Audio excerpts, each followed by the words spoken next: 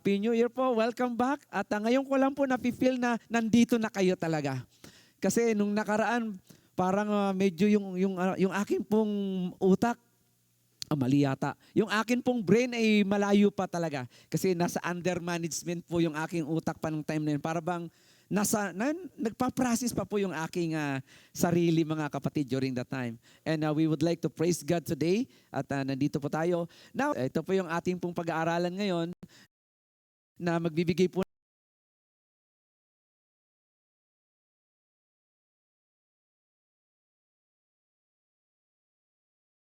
ng paalala sa atin. It's been a long time, biruin nyo, last year pa natin pinag-aralan to, no? Parang kailan lang. At as I promised to you, na tatapusin po natin ito ngayong February po. February, maaring, sabi nyo, last week po ba ng February, Pastor, tapos na tayo dyan? Yes, tapos na po tayo ng last week ng February. January na po ngayon. Biruin nyo, 12 months na lang, December na ulit. Talaga naman napakabilis ng panahon. Tapos 2027 na naman. Sabihin niyo siguro, Pastor, masyado naman kayong maaga. Magano pa. Gusto ko lang po kayong bigyan na in every season, we should give to thank God. I was reminded with regards to my Bible study last night. We have a visitor, two visitors last night. And one of the guys there told me and just mentioned to us, sabi niya, parang it's the first time to meet him, pero may mga bagay na nagpaalala sa akin, just like, para bang, hey Jeff, ano na nangyari? Parang ganun. And it's really hard for us to think, right? Sa mga maliliit na bagay. But there are some common things in life na nakakalimutan nating magpasalamat. Katulad ng halimbawa, kagabi sabi niya, when was the last time na pinasalamatan mong may heater ang bahay niyo? Yung iba walang heater. When was the last time na pinasalamatan mo na may aircon o kaya naman meron kang ganito sa bahay? Yung iba wala. Parang because of common things na nakikita natin sa bahay o sa ibang bagay, sa ibang lugar, parang we just neglected to say, Lord, thank you. Kasi nakafocus tayo sa mga bagay na gusto nating makuha. And once you never get that, you get frustrated. So why don't you thank God doon sa mga simple lang na nakakahinga ka pa. Sabi niya nga, we should be thankful. Kasi tayo ngayon ay buhay pa. Kasi yung iba ngayon dying na. But because of our self-centered focus over those things, para bang natatakpan na yung mga bagay na dapat pasalamatan mo ngayon. Kaya ngayon, ano nangyayari? Nalulungkot tayo. Para bang feeling mo, wala akong natanggap ngayon. Ano ba nangyari ngayon? What about your breathing today? Amen? Ikaw umihinga ka, nakakalakad ka, yung iba may gout. Diba? Yung iba pilay na. Hindi mo maintindihan, pero alam niyo po, there are many things to thank God. O ganun din po ngayon. Kaya yung inyo, siguro yung mga discussion ninyo, mukhang mainit yung mga discussion ninyo kanina. Hindi ko alam kung paano nyo diniscuss ito because this is the second Sunday of the month. So, meron tayong tinatawag na group discussion. Every second Sunday of the month, we have the group discussion in line with the preaching. Right, so you have now an idea what is the preaching all about. So because we are here now sa pag-aaral po natin sa salita ng Panginoon, and the passage that I'm going to share to you today or tonight ay very plain, very simple commandments sa mga anak ng Panginoon. Tayo po mga anak ng Panginoon, sa mga parents, sa kanila pong responsibility, at ganoon din po sa mga anak, ano po yung kanilang mga responsibility. This is a very straightforward text, very simple, very plain, and as simple as that, children obey and honor their parents. So that command is just part of the larger plan of God. It's not just a simple one, this is a part of the larger plan of God, and God keep on revealing to us so we would reveal our identity in Christ. And for us, mga kapatid ko sa Panginoon, as we're going to take this passage, let me go back to you yung mga pinag-aralan natin ng nakaraang taon dito. So naalala nyo sa Book of Ephesians tayo, right? Alam nyo po ba na pinag-aralan natin ang Book of Ephesians 2024 pa? Did you remember that? We studied the Book of Ephesians 2024, if I'm not mistaken, ng February. February nga ba? Hindi ko matandaan eh. So ngayon, nandito na po tayo ngayon. Patapos na rin po tayo ng February. Now, I just want to refresh you. Sa first 3 chapters po ng Ephesians, si Apostol Pablo po, he described about the work of God in our lives. Right? Nagsimula siyang i-describe yung grace ng Panginoon sa bawat isa sa atin. So as a father or as God the Father, God chose us and then He predestined us to be adopted as His children. As God the Son, ano ginawa po niya doon mga kapatid? He redeemed us from our sins, and the Holy Spirit sealed us as a guarantee that we will receive one day the fulfillment of that inheritance na ipinangako sa atin ng Panginoon. Son, being predestined, and then He adopted us, and as God the Son, He redeemed us, He redeemed us from our sins, and then God the Holy Spirit, anong nangyari po sa Kanya? He sealed us, He baptized us in the name of the Lord Jesus Christ, and then so that someday, yung sealed na tinatawag na yan, when the Lord Jesus Christ would come, then we will receive the full inheritance na tinatawag. And at the same time, when he wrote this passage, Apostle Pablo, he wants us to understand this one, that all the barriers, all these things, all these things na nagbabarrier dito between us and God has been taken away because of the finished work of the Lord Jesus Christ on the cross of Calvary. So now, the Gentiles and the Jews would go together in one church. And that is the mystery that has been told in the book of Ephesians, that the Gentiles and the Jews would come together in one church. Now, in chapter 4, Apostle Paul begins to give us a very practical instruction about how to live our daily lives, given to us by the Holy Spirit, given to us by God the Father. So isang section sa part na to na nagbibigay ng kabuuhan sa atin. So from chapter 1, he gave us an instruction all about God, all about His work.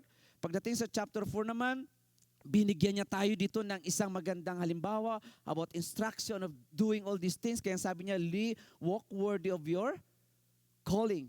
Pagdating naman po sa chapter 5, this is the center verse of the whole chapters ng Ephesians, wherein you could find in Ephesians chapter 5, verse 18, that the command there be filled with the Holy Spirit.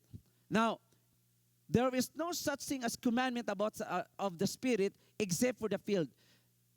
Being sealed, it's not a command. Being baptized is not a command. Baptized by the Holy Spirit, sealed by the Holy Spirit, that is not a command. Only filling of the Holy Spirit is the only commandment na ginawa ng Panginoon sa mga mananampalataya.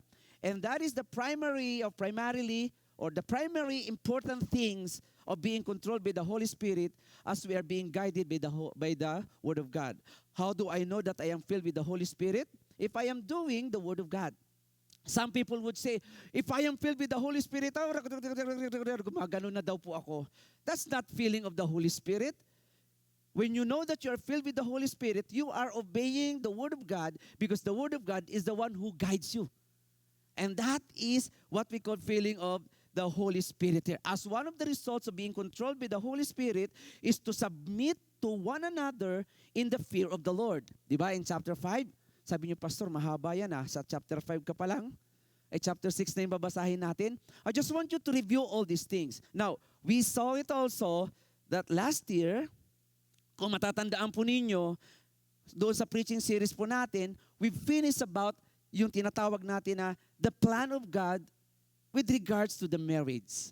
Di ba? Pinag-aralan din natin yun kaya sa akin talagang saktong-sakto when I went back to Philippines just to solemnize marriage. It's really a blessing for me to experience all these things. Pinag-aralan natin last year that the husband is to love his wife, not his children. Again, husband, your priority is your wife, not your children. Huwag niyong baliktarin yan. Every God's design, once you twist it, it brings chaos. Huwag niyong babaliktarin ang disenyo ng Diyos. Alinmang disenyo ng Diyos na binaliktad ninyo, trouble yan sa pamilya. So, husband, love your wife with sacrificial love. So, yan po yung pinag-aralan din po natin doon, which is that focuses on the needs of your wife rather than his own needs. It's just like following the example of the Lord Jesus Christ, how He loved the church. Also, the husband must love his wife. And then sa wife naman, as being filled with the Holy Spirit, you must submit to the godly leadership of your husband. In the same way, the church submit to Jesus Christ. So here are the manifestation of being filled with the Holy Spirit. So, ang pinaka-center verse po ng Ephesians can be found in Ephesians chapter 5 verse 18. But be filled with the Holy Spirit. You cannot obey God by submitting to your husband if you are not filled with the Holy Spirit. You cannot obey God by leading your wife if you will never be guided or filled with the Holy Spirit. At the same time, love your husband. If you are not filled with the Holy Spirit, you cannot obey your parents. If you are not filled with the Holy Spirit, you cannot submit to your boss. If you are not filled with the Holy Spirit, you cannot pay in fairness to those who are under you. So lahat po to ay puspos po ng banal na espiritu. So last year, we tackled about the plan of God with regards to marriage. Ngayon naman po, the plan of God with regards to the family. So after having married now, pamilyado na kayo. Are you ready now? And my prayer that the kids, the children would listen carefully and the parents would listen carefully. Right? This is a very, sabihin na lang natin na ang tawag na nila dito narinig ko to sa trabaho namin is sensitive topic daw. But I am not going to make it sensitive. I am going to make it straightforward. Bato-bato sa langit, tamaan, magalit. So, ganun po ang gagawin natin. If the Holy Spirit would lead you, then you will do it. Let me read it to you. Ephesians chapter 6, verses 1 to 4. Children, obey your parents in the Lord, for this is right. Honor your father and mother, which is the first commandment with a promise, that it may go well with you, and that you may enjoy long life on the earth. Fathers, do not exasperate your children. Instead, bring them up in the training and instruction of the Lord. Na pagpalain po ng Panginoon ng kanya pong mga salita. I think one of the greatest dangers this afternoon is that if you're trying to figure out this passage for little kids. Wag po na, yan yung tingin ko, ito yung maaaring maging danger ngayon na, ay, hindi to sa akin, akuma. Hindi na to relevant sa akin. Para lang ito sa mga kids. Wala naman akong kid ngayon. Wala rin akong kids. Matanda na rin naman ako. Hindi ito relevant. Wala rin naman akong anak. So, hindi rin relevant ang pagiging father dito. So, maaaring yun pong pwede niyong gawin, na maging excuse po dito and you start tuning your ears pagdating po sa bagay na to. So, since you no longer live in your parents' house,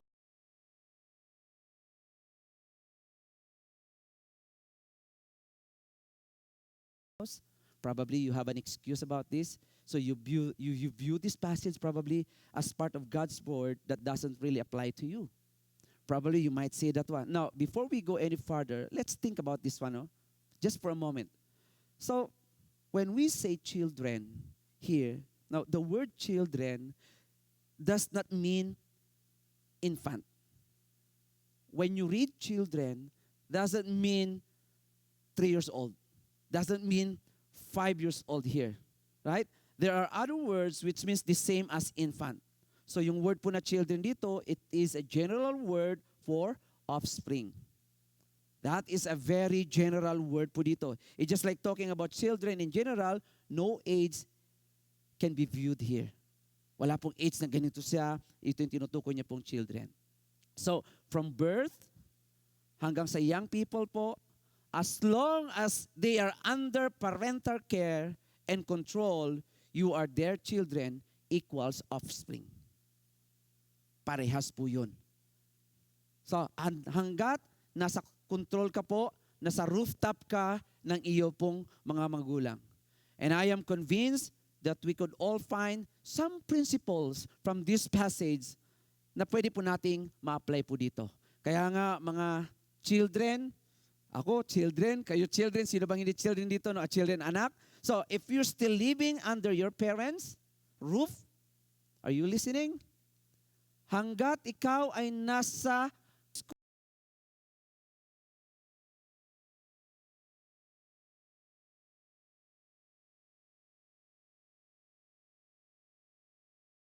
school, or you graduated from school, from college, you're from graduated from anywhere, or you are in the workforce, then the command to obey and honor your parents apply very directly to you this time. So you cannot deny this passage for us and for parents. If you are a parent, then you have a God-given responsibility to raise your children to be obedient and honoring children. So you have all these things, mga kapatid ko sa Panginoon. But this passage is very helpful in understanding this situation na meron po tayo. Imagine, after hearing all these things ng chapter 1 to chapter 3 for theological issue, now He wants us to understand what it's all about. So, para mabigyan pa natin ng mga ng malawak, sa lahat po dito sa atin ng mga lolo na, so those of you here who are elderly parents, although the command to obey is probably no longer applicable to you, na para bang, hindi na ito applicable sa akin kasi may mga apo na ako. But the command to honor your parents continues as long as they are on this earth. Hindi na to applicable sa akin kasi wala na ako sa poder nila. Even beyond, we still can do this one. For to all of us, even if you don't have children of your own or your parents are no longer alive, there are principles that all of us can apply here in the process of raising spiritual children. You don't have children, I don't have children, but we still apply this one. So, kung titingnan po natin, is if I am going to look back and then move forward this afternoon, let's make some practical issue, practical possible things, regardless of which group or groups you might be a part of. Para makita lang po ng bawat isa. So, sa pag-aaralan po natin ngayon, sa mga passages na pwede po nating makita, there are two commands or two plans with two commands na makikita po natin dito sa bawat isa. If you are a children, if you're a kid, if you're a son, a daughter, or you are a parent. Let's go first for the first one. What about God? What is the plan of God for the children? Number one is simple, straightforward. Obey your parents. Now, obey your parents. What it says in verse 1. Children, obey your parents in the Lord, for this is right. Ipinapamemorize pa nga natin to sa mga bata, di ba? Have you ever tried to memorize that when you were a kid? Ephesians 6:1, Jeffrey. Ephesians 6:1, children, obey your parents in the Lord, for this is right. Na-memorize na over-familiar ka na doon sa part na yon. But the question is, what is the definition of obedience? Now, kapag sinabi po natin obedience, to hear under authority and respond positively to what is heard na tinatawag. So, it means, ang obedience mo mga kapatid, first, requires the children to listen to what their parents are saying. Got it? The first requirements for obedience is listening. So for those of you here this afternoon who are children and still under your parents' roof, how many times have you heard your parents saying, listen to me, makinig ka sa akin? Ilang beses nyo napakinggan ng inyong mga magulang na sinasabihan kayong, makinig ka sa akin or listen to me? There is a reason for that, mga kapatid. You cannot obey unless you first listen. Got it? Every one of us, we became one of the children before. But listening only is the first step of obedience. So in order to obey, you must also respond positively to what your parents are saying. I must respond positively of what I am listening also. So you have to do what they tell you to do. And the way Paul writes this command here is very clear. He is trying to make it clear that this obedience ay hindi po occasional. Ang obedience po na to ay hindi po ito yung something na ngayon ko lang ginawa. But rather, ang tinutukoy niya po, the passage, the grammar here is very clear. Nang sinasabi niya lang po dito, it needs to be a habitual action. Why? Because this is a present tense. Na sinasabi niya, kung susundin mo ang magulang natin, kung susundin natin ang ating mga magulang, dapat daw magiging lifestyle na natin ang pagsunod sa magulang. If you're under the roof of your parents. Sasabihin nyo, 30 years old na ako, 20 years old na ako eh. Saan ka nakatira? And if you want not to follow your parents, get out of the house. That's very clear. And if you want yourself to be the one who rules yourself, the door is open. That's the passage. Pero masakit yun sa magulang. Masakit din sa inyo. Pero yan ang katotohanan. Mamaya makikita ninyo ang rule ng magulang dito. So si Apostle Pablo dito, the point here sa book of Ephesians, that we should all know, nang lagi niyang sinasabi, when you do something for the Lord, when you do something for the Lord in worshiping the Lord, it should be a continuous and a lifestyle, habitual action. So sa makatuwid po mga kapatid, children, keep on obeying your parents. Now, in other words, obedience to your parents is to be a lifestyle. Obedience to your parents is not just something that you do when you feel like it. It's not like that. Oh, I like to obey my parents today, then I'm going to obey it. I don't like my parents today, then I'm not going to obey it. In obeying our parents, your parents, you need to know the source of your obedience. I should know the source of my obedience. Why? If you cannot obey God while worshiping the Lord, if you don't know the source. If I don't know the source, why am I obeying it? Then it's really hard. So our source is our relationship with the Lord, Jesus Christ. Children, obey your parents in the Lord. In the Lord. Si Apostle Pablo, mga kapatid, he didn't just give us an instruction to obey. He also wants us to clear that the source of that obedience is the Lord Jesus Christ. Is our relationship with the Lord Jesus Christ. Kaya nung sinulat niya po to, that kailangan pong sundin ng mga magulang in the Lord, pinapakita niya po dito mga kapatid na dapat maintindihan mo, sinusunod mo yung parents mo because of Jesus Christ. Sinusunod mo yung parents mo because it is part of your worship to the Lord. Kaya nga, hindi po tayo kataka-taka nung sinabi po ni Apostle Pablo sa kanyang pagsulat, wives, submit to their husbands as to the Lord. Hindi po ba? Sinabi niya po yun? As to the Lord. Ganun din po, children, obey in the Lord. Magkadikit din po yun. So, God's plan for the family, God's plan for our families only works when the members of the family are rightly related to God through the Lord Jesus Christ. It won't work well. I'm telling you, it won't work well if yung direction po ng pamilya sa loob ay magkakaiba-iba. Pero kung naiintindihan ng bawat isa, because your center is the Lord Jesus Christ, yung focus ng ginagawa niyo yung Panginoong Jesucristo, you go together. Pero kung isa papunta ng east, yung isa papunta ng west, yung isa papunta ng north, yung isa papunta ng south, hiwa-hiwalay ang pamilya. Wala pong magandang direction pong naidudulot. So the concept of obedience here is to be in the Lord. The concept of my obedience sa trabaho ko is to be in the Lord. The concept of submitting to my husband is to be in the Lord. The concept of loving my wife is to be in the Lord. The concept of obeying my parents is to be in the Lord. And that is the issue na gusto pong ipakita ni Apostle Pablo dito. Nang sinasabi niya, now that you are saved, now that we are saved, what for now? So the question po ngayong gabi, mga kapatid, do you po, pag may sinabi po yung magulang ninyo ng 2 beses na, hindi na po. Sasabihin nyo, but I did it. Now, when you were supposed to, you disobey first. Why? Because delayed obedience is disobedience.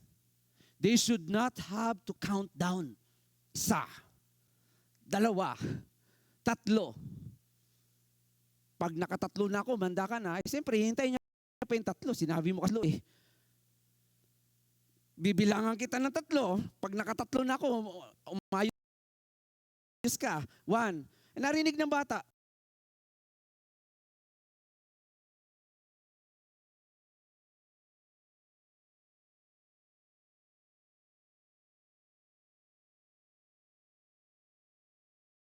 1 pa lang yun eh. 2 pa lang yun. Pag narinig niya na yung 3, saka pa yan tatayo. Eh, kasi sinabi mo, pagka nakarating ng 3 eh. Hindi po ba nangyayari po yung ganon? Pag ito umabot ng 10, tinan mo ha, bibilang 1. Tagal-tagal yun. Tuwang-tuwa pa yung bata nun. Kasi hintayin niya pa yung 9. Pag umabot na ng 9, saka yung gagalaw. O, ano po, ganon po di bang nangyayari? So delayed obedience is disobedience. Like for example, clean your room. Okay, I'll get it. Oh, sige, tinan mo. Ang tawag po ng mga kapatid, nung sinabi sa'yo na clean your room now, ang sasabi mo, okay, I'll get it, I'll finish it first. Alam niyo po kung tanong tawag po dyan? Delayed obedience. Premeditated obedience is disobedience. Yes, sinunod mo siya, pero not right away. So obedience is not obedience unless it is immediate. Because the parents told you, do it now. Sasabihin nyo, sinasabi mo lang yan kasi PJ, parents ka. Mamaya maintindihan nyo rin yung sinasabi ko kasi may parents din naman eh. Kaya napakaganda po ng Ephesians na makikita po ng bawat isa dito. Kaya tanong po natin dito mga kapatid, do you obey completely? Do you obey completely? If you don't fully obey, totally 100%, then you disobey. You disobey mga kapatid. Incomplete obedience is disobedience. If I'm going to obey my parents but not complete, that is disobedience. If you obey halfway, then you have completely disobeyed. Medyo ano po yun. So ano po ibig sabihin? Obedience is not obedience unless it is complete obedience. So, in obeying our parents, we should also know the limit of our obedience. Eto na. Ay, sabi niyo, Pastor, obey right away. Hindi, meron naman karugtong eh. Hindi naman tayo ganun. You should limit your obedience to your parents. Why? The command to obey our parents is not absolute. You get it? The command to obey our parents is not absolute. It is also true that this command for children to obey your parents is not limited to children who have Christian parents. Para meron din po tayong idea, meron po tinatawag na Nancy parents, meron po kasi tinatawag na Christy parents. Nancy, non-Christian. Christy, Christians. Para at least meron lang po tayong variation po ng konti. Now, even if your parents are not Christians, kung hindi po sila Kristiyano, you still have a responsibility to obey them. Kahit hindi po sila Christians. Right? Except if they ask you to do something that would contrary to the will of God. Nakuha niyo po. Except if it is contradicts to the will of God, will of command that has been written in the Bible. So, yung principle po na yan, very clear po sa illustration po ni Apostol Pablo nang sinulat niya, ni Luke, doon po kay Peter, nung sinabi niya po ng mga leaders, umalis na kayo. Kasi nangangaral kayo ng salita ng Panginoon. Anong sabi po sa Acts 5:29? Peter and the other apostles replied, we must obey God rather than human beings. So meron po nakakataas sa kanila, pero sinabi po nila, we must obey God rather than men. It narrows the exception sa buhay po ng pagsunod ng isang anak. Meron po tayong tinatawag na excuses dito, not to obey your parents if it is against the will of God. Maybe tinuturuan ka na magbenta ng shabu. Susundin mo pa rin. Tinuturuan ka ng pumatay ng tao. Ubihin mo ako, sabi ni pastor. Wala naman akong sinasabing ganun Diba? So be careful po doon mga kapatid. Listen carefully.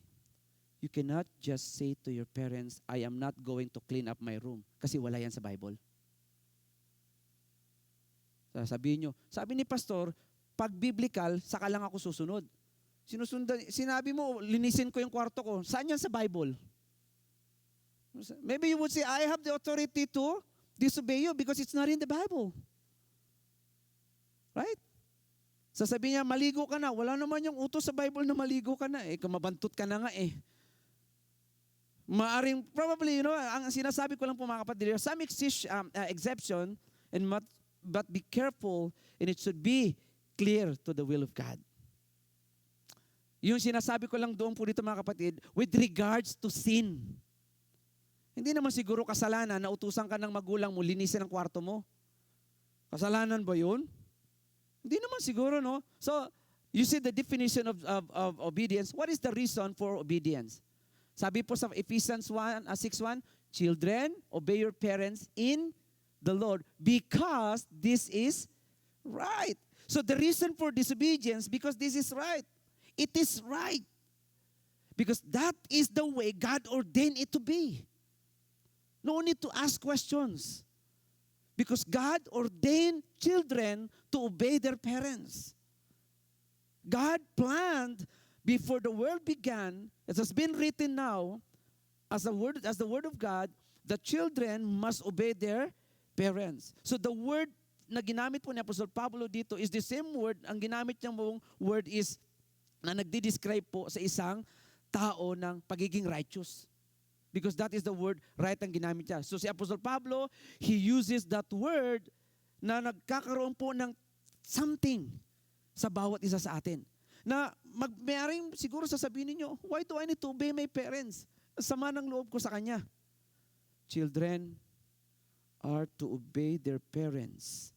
Now, listen carefully. Children must obey their parents not because it reduces conflict.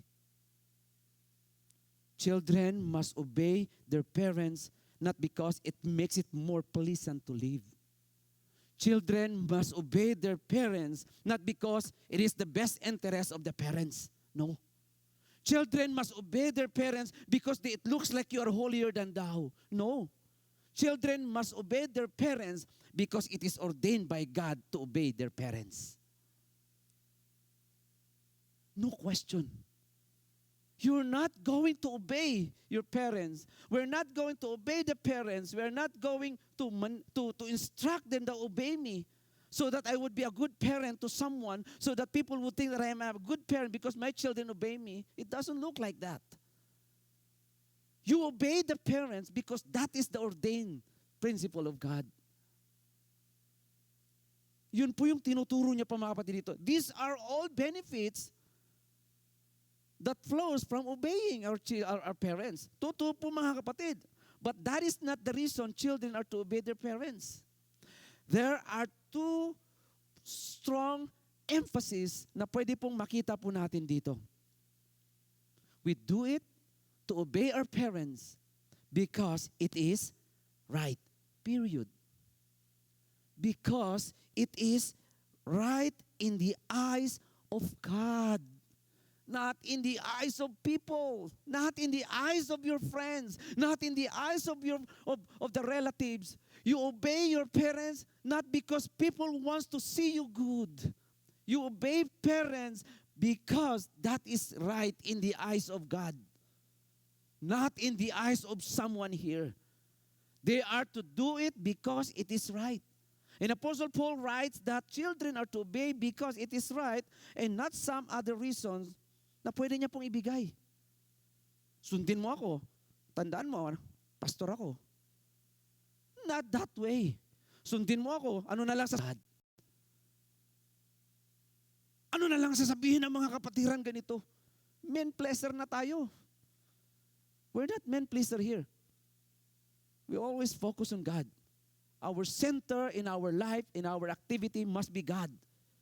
When you work, when you talk, you worship God. So who is your audience? God. If God is your audience, then please God. You cannot please man. Maraming masasabi ang tao sa iyo. Focus on what God will say to you. And because that is the very and the most important thing.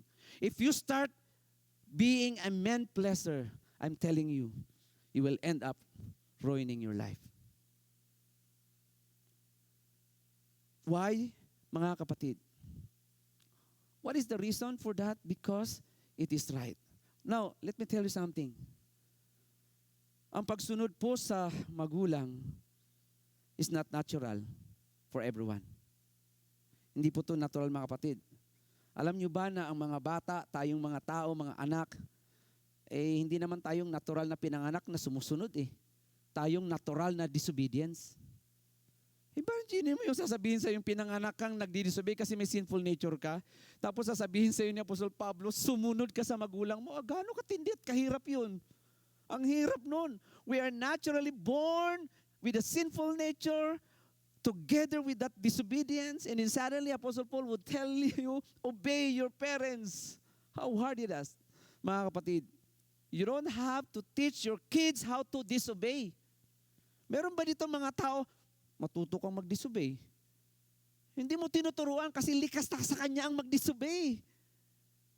You cannot find in the Bible that teaches you must disobey. Wala, kasi likas na sa isang anak ng tao at anak ng Diyos, kahit anak ka pa ng Kristiyano, na mag-disobey. It is our nature to disobey. Nandiyan na po yan, mga kapatid. So you don't have to teach your children to disobey. Why? Because we inherit a sinful nature. It's there already, mga kapatid. They come into this world, we come into this world, disobedience. So as parents, we must teach them to obey because it is right. Yun lang po, mga kapatid. Hindi lang to basta natural na or sinasabi natin na kabaliktaran sa ginagawa natin. Ang pagsunod po ay hindi po madaling utos. Hindi po madali. Kasi kaakibat yan ng pride. Hindi po madali ang pagsunod sa utos. Why? Ang bawat magulang po, nire-recognize natin yan kung gaano kahirap po ang binigay na authority sa atin para po pasunurin ang ating mga anak. Mabigat po ang binibigay po na responsibility sa atin. It is not easy to teach our children to obey us. It takes time. It takes effort to obey us. It takes something. You know what? Sometimes it requires more energy and self-control para lang sumunod sa iyo yung mga anak. Right? Sa totoo lang, it's true. Hindi ito maintindihan ng walang mga anak. Pero naiintindihan ito ng mga tao ng kanilang mga magulang. Ang pagturo po sa mga anak para sumunod ay hindi po madali. But it is right. It is right. Hindi po madali, pero dapat gawin po. Obedience is not, hindi lang ito mahirap. Alam niyo po, ang pagsunod ay hindi rin po komportable. Hindi po yan nakakatuwa. Bakit po? Pinanganak ka nga may ganyang nature na mag-disobey. Paano nakakatuwa? So yung pagpapalaki po natin sa mga anak natin para sundin tayo is not always convenient. Mayroon pong isang nanay. Lagi niya sinasabi sa anak niya, gawin mo to, gawin mo to, gawin mo to, gawin mo to. Napagod na po yung nanay sa kakagawa. Sabi niya, all right, do whatever you want. Kasi hindi siya sinusunod eh. Tuwing sasabihin sa, gawin mo to, hindi sinusunod. Ano na lang sinasabi ng magulang sa kanya? Sabi niya, sige, gawin mo na kung anong gusto mo. Let me see you disobey it. On the other side sa gumawa. Alam niyo po yung pagtuturo po natin sa ating po mga anak para sundin tayo, sasabihin ko po, hindi po madali, pero tama. Hindi po madali ang magpasunod, pero tama. So number one, what is the responsibility of the children with regards to their parents? Obey. Second there is honor your parents. Verse 2, honor your father and your mother. Again, si Apostol Pablo po dito, ang word po na honor dyan, mga kapatid, it is a present tense. Nang ibig sabihin po noon, keep honoring your parents. Keep on honoring them until such time na maging lifestyle muna ang pag-honor sa kanila. So, importante po to. Bakit? It is our duty to honor our parents. But let me tell you something. Honoring our parents doesn't mean that we all do something para po sa kanila. And it doesn't end when we leave their home also. Ang pag-honor po sa magulang, hindi po yan napuputol kahit na umalis na tayo sa kanilang tahanan. Are you still listening? Ang pag-honor po sa mga magulang, hindi po yan nawawala kahit na wala na sila sa tahanan natin. Nandiyan pa rin po yung pag-honor po sa kanila. But the question, what is the definition of honor? Baka naman mamaya namamali tayo ng pagkakaintindi natin ng honoring. Honoring, it means to ascribe worth, to prize, to hold in awe. Ayan po yung sinasabi pong honor po dito. Kaya si Apostol Pablo, when he used the word honor here, it means to place a price on something or someone and to prize it as a result of assigning that value. To give it something for that. So kaya si Apostol Pablo, when commanding his readers, ang sinasabi niya po dito, give high value to their parents and appropriately prize them. And appropriately give them an awe. And it's go beyond the idea of obeying your parents. Ang sinasabi ni Apostol Pablo, not just you obey your parents, but honor them. Hindi lang basta sinunod mo sila, honor them. Now, there are two significant aspects to honoring our parents. Para makita lang po natin. Honoring our parents, it requires proper attitude. Alright? When we honor our parents, we must have the proper attitude. Sabi ko na obey, ba't may kasama pang honor? Ay, kwento ko, meron lang po ako sasabihin sa inyo. Meron pong isang batang lalaki. Totoo po to. Bata pa kasi siya eh. Sabi sa kanya, umupo ka. Ayaw umupo. Sa church, umupo ka, nakakahiya. Sa church na tayo. Upo. Ayaw umupo ng bata, tumingin. Ang ginawa po ng nanay, hinawakan, upo. Tumingin ulit ang bata. Sabi ng bata, napaupo mo ako, pero nakatayo pa rin ang puso ko. You see? That kid obey yung kanyang nanay. Pero wala pong honoring na nangyari. Where's the honor? You just obey for the sake of obedience. But where is the honor there, mga kapatid? Sabi po ni John MacArthur, and I'm going to quote it to you. Honor is the attitude behind the act. The act is obedience, and honor is the attitude.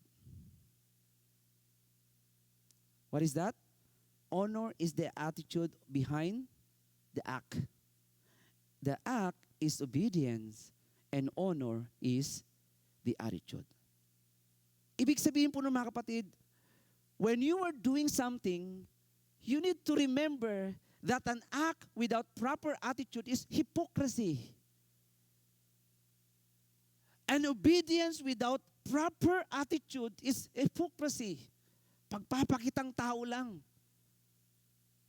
Hindi po yun yung totoong sinasabi niya. So if you do what your parents tell you to do, but you hate it and you're unwilling to obey it, what is that for? That's a hypocrite. Yun po yung sinasabi niya. If you don't want, or if you do what your parents tell you to do, but you are bitter, you are fearful, you are reluctant, and you are selfish, that's not right spirit. That is not the right spirit, mga kapatid. Wala po doon yung tinatawag na right spirit. God is after the attitude much more than He is after your action before your parents. So when Paul says, obey your parents, he never stopped. He continues by saying, honor them. Because you can obey God or you can obey your parents, but you cannot honor them. That's why Apostle Paul says, don't just obey, but honor them. That's not the right spirit. So the act will follow because the attitude is right.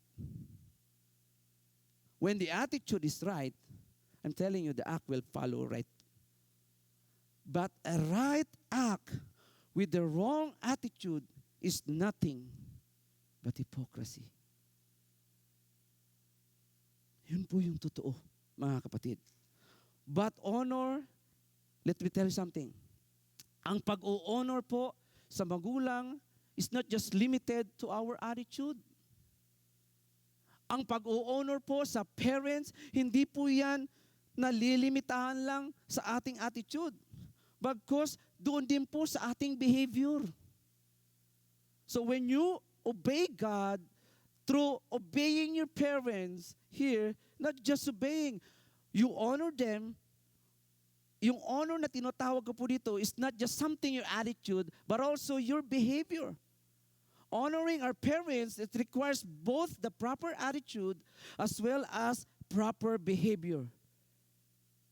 So when you do that, that is the definition of true honoring. Yan po yung tinutukoy po niya dito na honor. You ascribe worth to price to hold in awe for them. And that is the very reason bakit ganun po si Apostol Pablo dito. And that is the responsibility clearly doesn't end when we move out of our parents' house. Hindi po yun nawawala. Dapat. Because that is our responsibility. Although taking care of the needs of aging parent is certainly one way that we can honor them, but kung wala na po silang pangangailangan, then we can help them. And that is part of honoring. That is part of honoring, beloved in the Lord. We also honor our parents when we live our lives in a manner that is consistent with the principle of God's Word with regards to worship sa Panginoon. Now, this promise is very general. Nung sinabi niyang you will have a nice life, mga kapatid, that is a very general.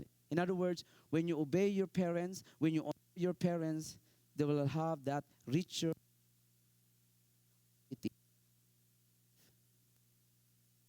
in a sense that you will have this productive in a sense that you will be satisfied. In verse B, sabi niya in verse B, God, the obedient child,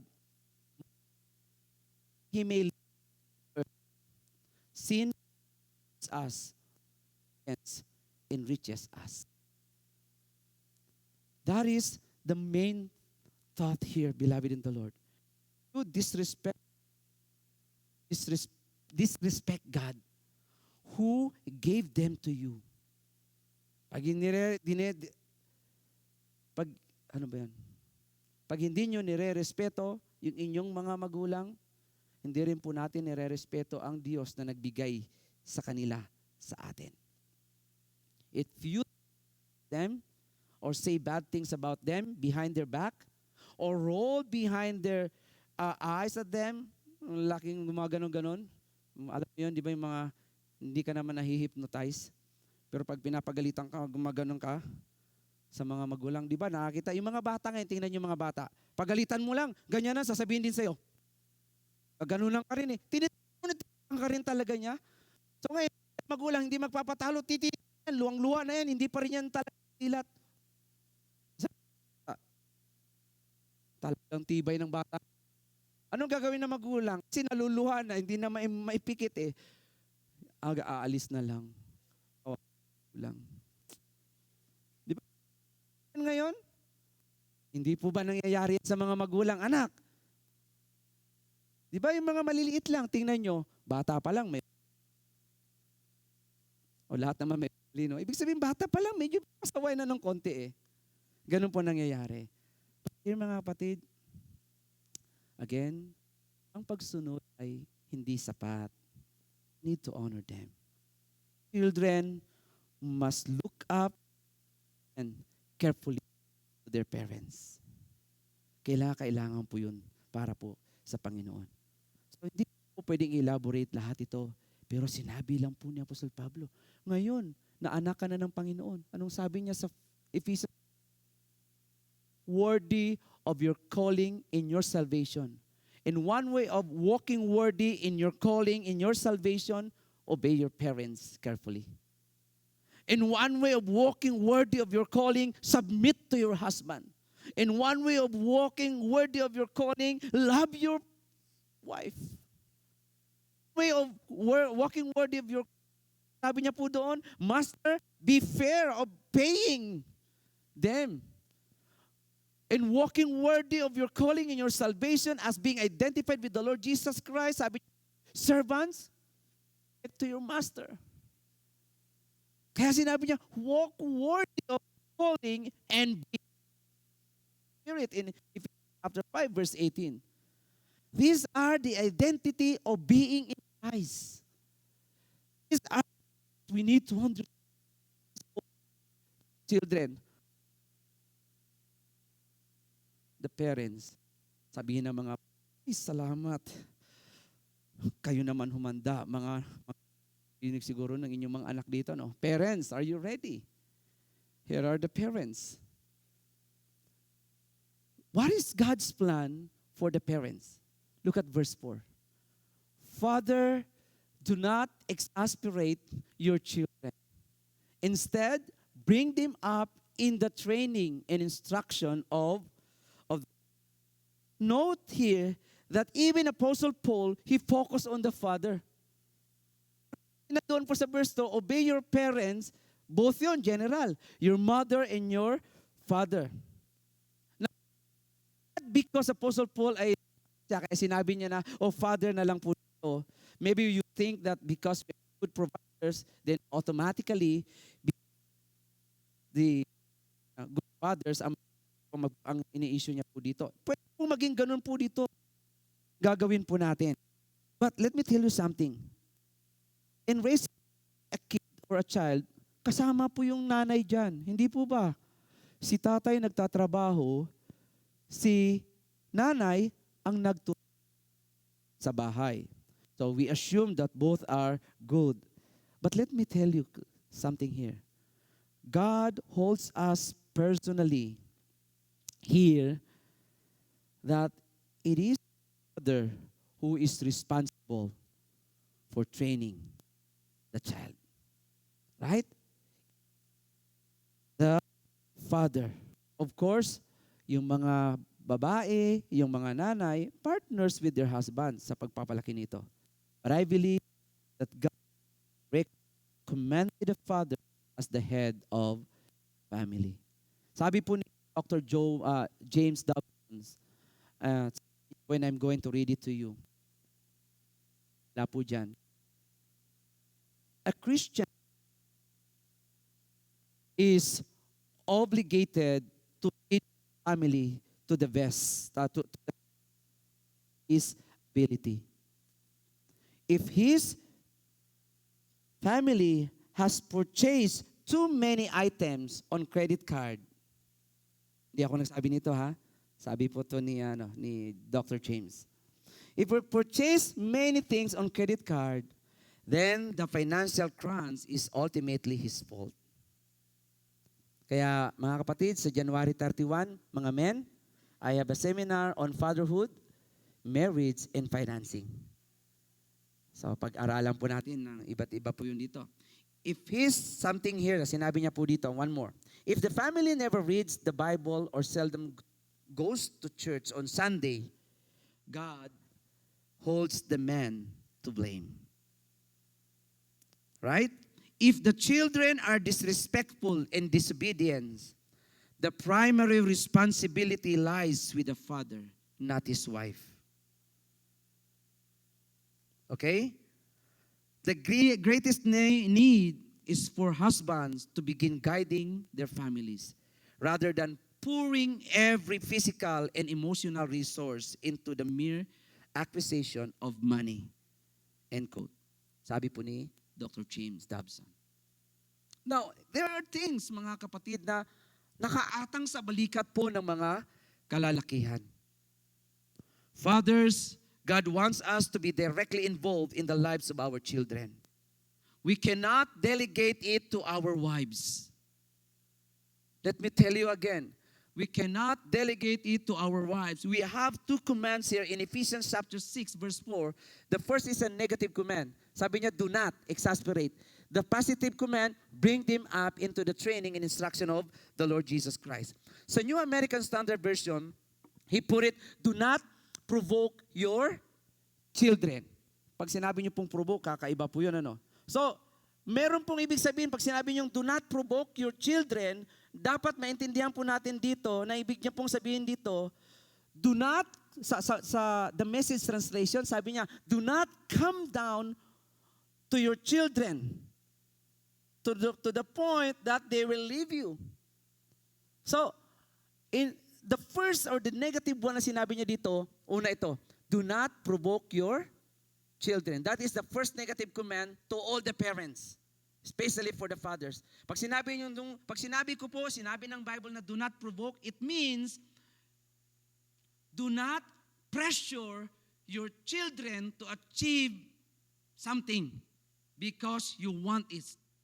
Now, we are being challenged na ang ating mga anak ay mag-excel. Right? But there are times we end up pushing them unreasonably. Hindi po ba mga kapatid? Na meron pwedeng magganon. I read an article na nakakuha po yung bata na babae ng 95. And she was crying. Sabi po sa kanya ng teacher, why you are crying? You get 95 out of 100. Because my dad said, every mistake coming from 100 is a one slap. So dahil 95 siya, 5 sampal o 5 sapok sa kanya ang matitikman niya. Di ba? So why we push our kids to be perfect when ourselves are not perfect? Right? There are things that we need to understand. The message, translations, very clear sinabi niya, don't exasperate your children by becoming down hard on them. There are times we come down hard sa ating mga anak because we want them to fulfill our dreams, not their dreams. Hindi po ba mga kapatid? We want them to do this, do this, do this, do this. Not because you want to fulfill their dreams. You want to fulfill your dreams for them. Di po ba? The very goals we failed to achieve ourselves during that time. So, sabi po ni John MacArthur, you can push so much that the child will have absolutely no sense of fulfillment. Nothing is ever enough. It causes them to become bitter. Pag ginawa niyo po to, it's just meaningless for them. So we provoke them, we exasperate them for so much pressure, but also we exasperate our kids when we reject them or refuse to give them our approval. When we always point out what's wrong with them and we fail to highlight what's right in them. This is very practical. Hindi nyo mapapansin mga magulang, wala na kayong sinabi sa mga anak, kundi mali yan, mali yan, mali yan. Sabihan nyo naman ng tama. We always keep on telling them they are wrong, but we fail to tell them yung mga bagay naman na positive sa kanila. When we fail to highlight what's right, what happened? We discourage them. Of course, we only credit them kung talagang tama naman. Let me tell you something. Hindi naman po yung over naman. Oh, galing-galing mo talaga, galing-galing mo. Hindi naman natutuwa yung mga bata ng ganun. Wala naman silang ginagawa. Baka ma-overdose naman sila doon. Sa ganung sinasabi po natin. And it's just like, sometimes, ba't ko naman sasabihin? Sobra namang spiritual yun. So hanggang sa nananahimik na lang po tayo. Some of us think that if we praise them, they would become proud. Some of us, if we praise them, think that it sounds spiritual, maybe, sasabihin nyo, maybe they lost the reward in heaven. But actually, you lost your reward, not them. Because you never tell the proper and the right one for that. We provoke our children when we are overprotective. Isa pa yun. What is that? We control them obsessively. We control them according to what we want. We decide every aspect of their lives. Mga kapatid, para bang gawin mo to? Ayoko ng damit mo yan. Pangit yan, itong gusto mo. Pagka may birthday, just to give you sample, medyo late na ako ng konti ha, pagpasensyaan nyo lang po. Eto lang po, pag may birthday, anak itong suotin mo. Natanong mo ba sa anak mo kung gusto niya, komportable ba siya doon? Gusto mong ipasuot kasi ang mga kumpare mo, pag dumating, ganda naman ng batang ito, sino kayang nanay nito? Di ba, ang ganda naman ng suot niya, ang galing naman nagpabihis nito kasi ikaw ang maiangat. O pag may birthday, inimbita mo ang lahat. Ay birthday ng anak mo, hindi na siya masaya. Bakit? Ikaw yung gustong masentro, hindi yung bata. Hindi po ba nangyayari mga ganito? This is a very practical issue, mga kapatid. Being overprotective. I'm telling you, mga kapatid, we should teach our children to stand on their own feet. Teach your kids to take risks. Mga kapatid, take your children or teach them to take risks on that part because they will face a world full of risk. They will face this kind of world full of risk, mga kapatid ko sa Panginoon. Allow them to make mistakes. Hayaan nyo silang madapa. But I am not talking about sin here. Hindi ko sinasabi ang kasalanan dito, ha? I am talking about their decision making. Where do we go to college? Where do we go to this one? Kung saan po yung gusto po nila, mga kapatid, we're here to pray for them. Going to, what kind of course is that? Of course, golf course, name it. Kung kanong klaseng course ang ipakita mo sa kanila here. Yes, mga kapatid, they will fail. But I'm telling you, whatever decision they made, they will be accountable to God for that. Of course, they will have to face the consequences of their actions. They will face that. Yet, we teach them to make their own decisions because we will not always be there to decide for them. We will never be always there. We just have to provide the guidelines or the boundaries and then coach them. Just coach them. We hurt our children when we subject them to verbal and physical abuses. Yan po ang pwede mangyari sa kanila. Kaya sabi ni John MacArthur again, ulitin ko, you can push so much that the child will have absolutely no sense of fulfillment. Nothing is ever enough. It causes them to become bitter. It causes them. Proverbs 13:24, he who spares the rod hates his son, but he who loves him is careful to discipline him. Another thing is na makikita po natin dito, we are to use the rod carefully, but also, we also anger our kids when we give them obligatory. Yung mga responsibility, obligatory, what? Love. Like what? When we make our love conditional rather than unconditional. Minsan, nangyayari po yun sa atin. Bakit po? We should not give love as a reward or withdraw it as a punishment. Mamahalin kita ng sobra bilang reward sa pag-obey mo sa akin. Hindi kita mamahalin kasi nag-disobey ka sa akin. Hindi po pala ganun, mga kapatid, tayo. Huwag po nating gawing reward yung pagmamahal natin sa anak natin. O huwag nating gawing punishment yung pagmamahal natin sa kanila. Why? We make our kids insecure when they need to perform that issue. Why? Kasi bakit? Hindi na ako mahal ng nanay ko, ng tatay ko kasi may ginawa ako. O kaya naman mahal ako ng gusto, anong gagawin niya? Namomotivate siyang gumawa ng tama kasi mas marami kang mahal na ibibigay. Mga kapatid, the love of parents must be unconditional. Amen?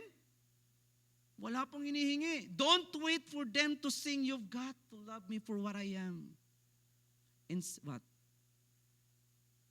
For simply being me. Don't love me for what intent or hope that I would be. Alam niyo yung kanta, no? Kanta pala yun?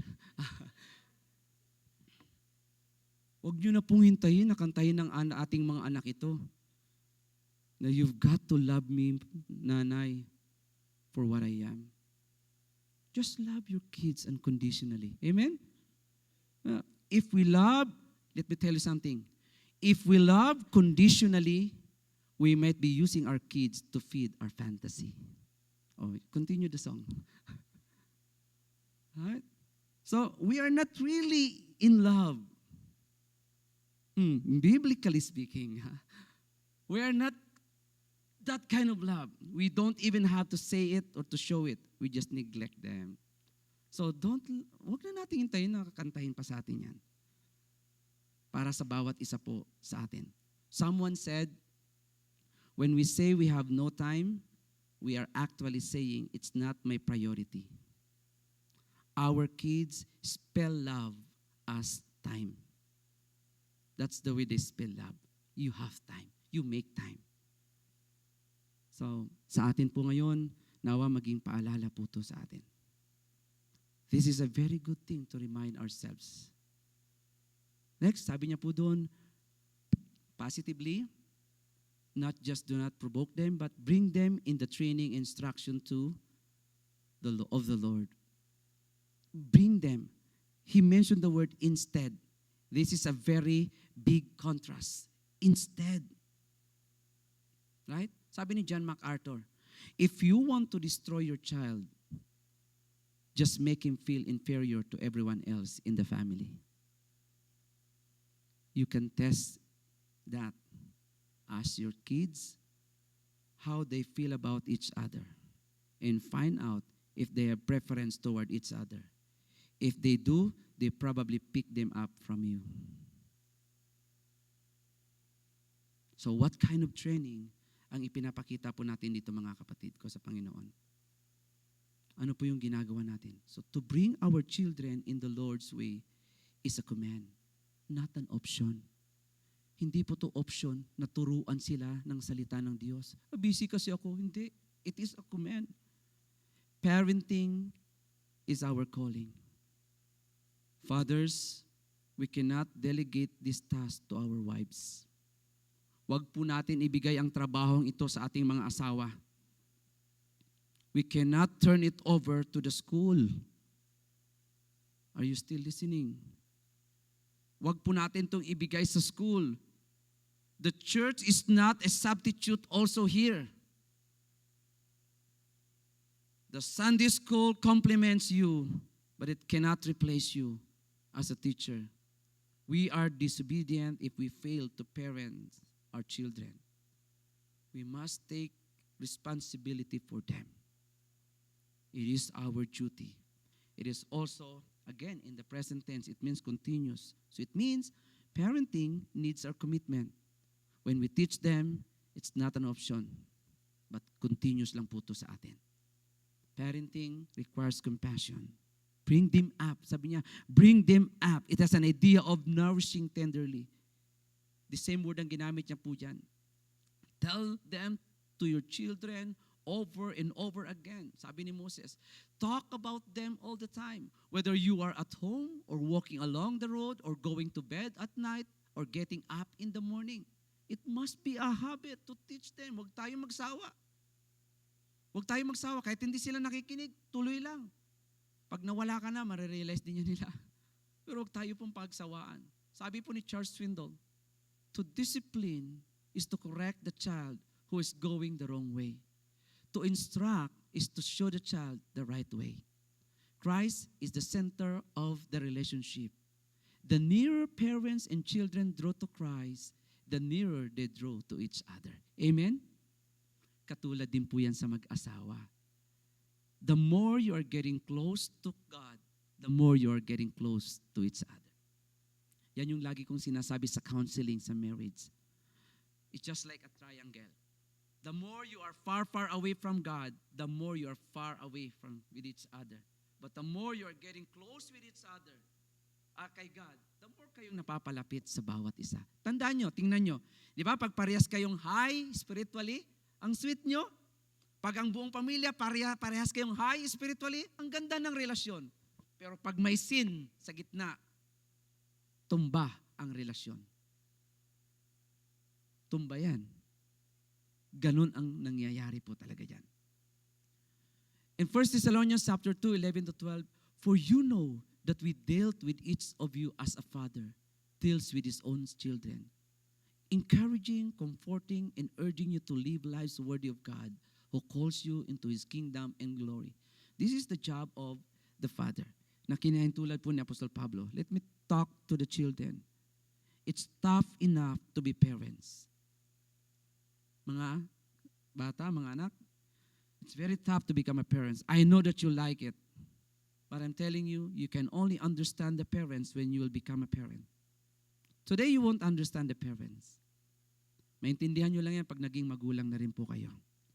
But please make it easy for us to raise you. Hayaan nyo ang mga magulang na maging easy sa amin na palakihin namin kayo. hanggat mayroon pang lakas. I agree that sometimes sabihin, oh, ang hirap talaga, may hirap. I agree on that. But that love should be unconditional. That doesn't mean that you abuse it.